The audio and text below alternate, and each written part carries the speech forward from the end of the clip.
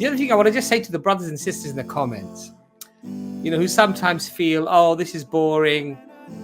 I mean, look, we're not here to entertain you. This is the reality. We are not here. We don't give up our time, sometimes rearranging work, sometimes missing work, whatever it might be, because we want to entertain you, because we want you to have want to have lots of likes. We're not here for that.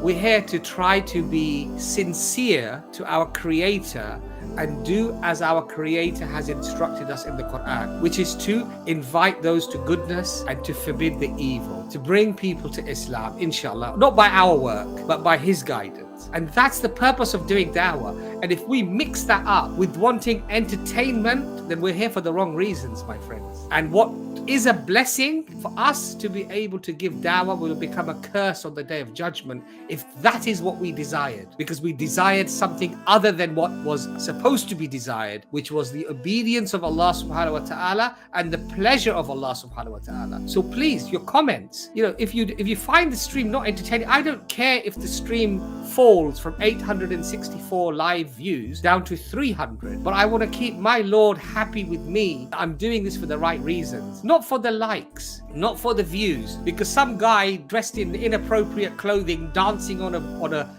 brick wall and falling off half drunk will get more likes and more views and will get more people following him than following EFDawah. Is that how we establish success? So come on, brothers and sisters, we need to understand what we're trying to do. This is for the sake of and may Allah keep our intentions, all of the brothers here, may Allah keep our intentions purely for the sake of Allah subhanahu wa ta'ala, because on the Day of Judgment, who are the people who are going to be thrown into the hellfire first? The scholars, the people who fought in the path of Allah, yes? And they will be questioned. Why did you fight in the path of Allah and you lost your life in the path of Allah? Oh, I did it for you, my Lord. Allah will correct them. Allah will say you did it because the people would say that you are brave. The people would say that you are courageous. And a massive group of people will be gathered and they will call him courageous and they will call him brave. And Allah says, you have achieved what you wanted. This is what you wanted. You've received it. You've got it. You've been paid for your deed. Go to the hellfire. This religion is not a joke,